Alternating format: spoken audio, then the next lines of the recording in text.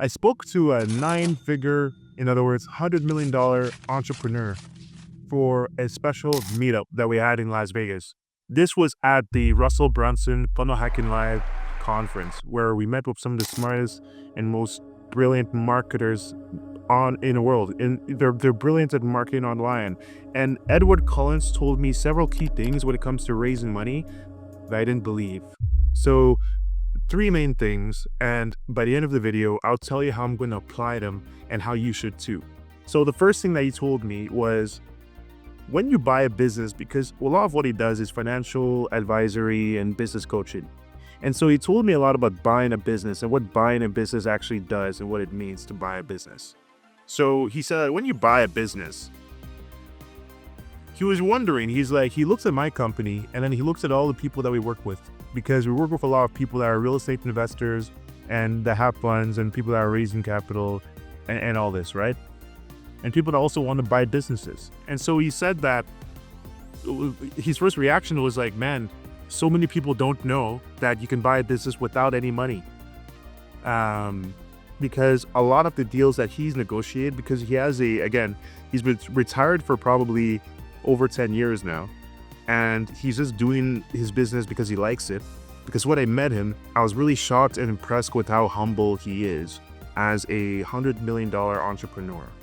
And he really told me, he's just like, yeah, there's really no huge need to literally raise tons of money to buy a business, because if you can properly negotiate down the value of the business by having a talk with people, then it gets you out of the way from having to spend money.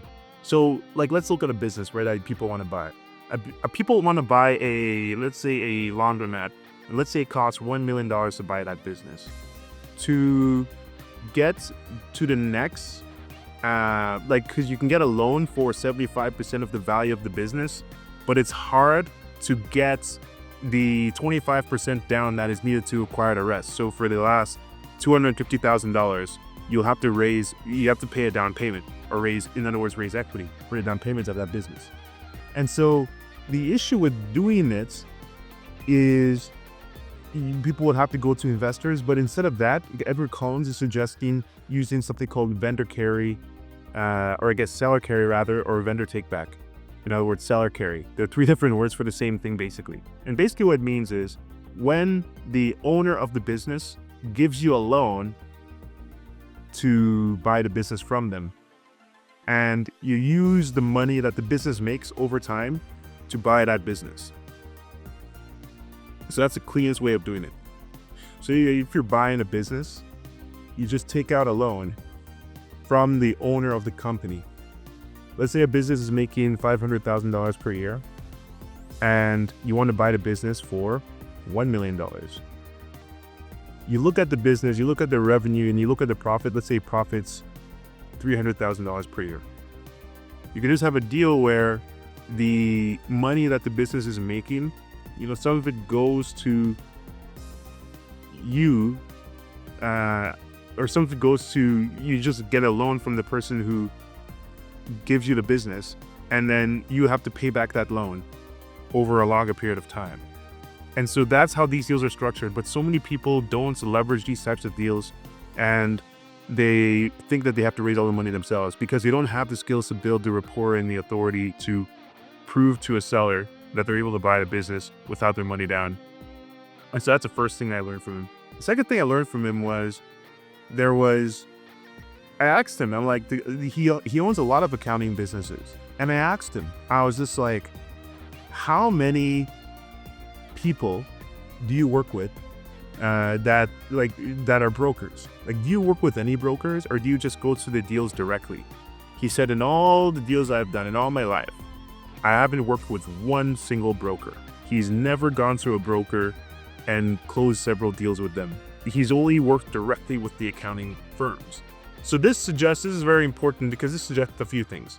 This suggests that to get the best deals with seller carry and vendor takeback, to put less of your money down to acquire a business, you have to talk to the people that are literally direct. You don't talk to brokers. because the brokers are not incentivized to get you a deal with no money down, because the brokers make money from the amount of money that you pay for the deal.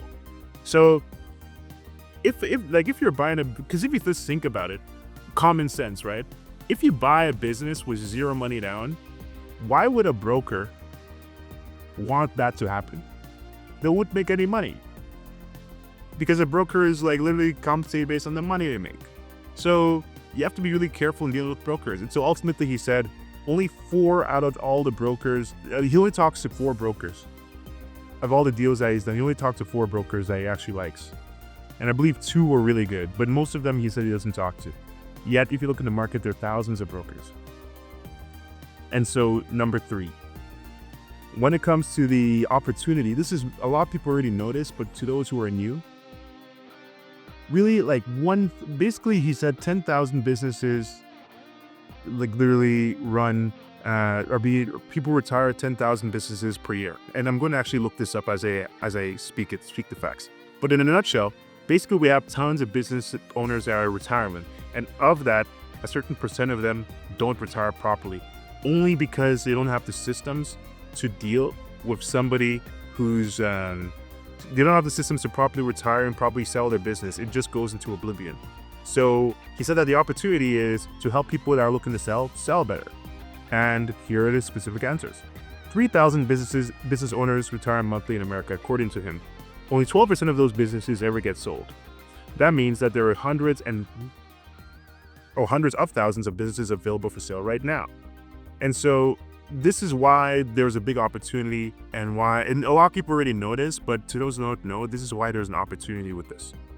And then the last thing I will mention is when it comes to buying and selling business, one thing that I tacked on was there was a big value in AI and in tech-enabled services, because a lot of these services that are owned by boomers, they're very old-fashioned. They don't use tech. They're really not modern. So one of the quickest and most efficient ways to increase the value of the business is to add tech and make it tech-enabled, or even turn it into a SaaS if you're able to.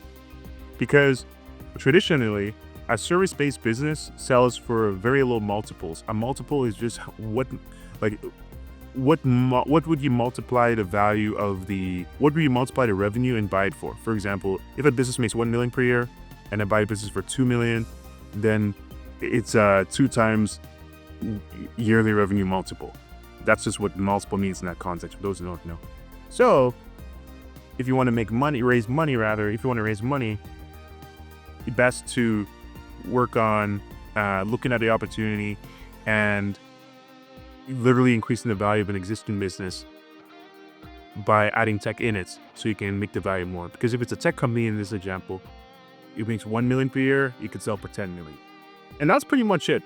And how do I intend on doing it? What's my master plan? I mean, I'm not going to disclose everything in detail, but part of what I want to do is seek to, look at the services that our customers are working on and help them acquire it by going direct to seller and working direct with seller instead of working with brokers. And then another thing is, on my side, see what services are out there that could help existing clients and add something that's tech-enabled, so that in the long term, because you always want to think long term, in the long term, you want to make sure that you use tech to augment and to increase the value of what you're already doing. Especially now during this AI revolution, it should be really easy for those who aren't familiar.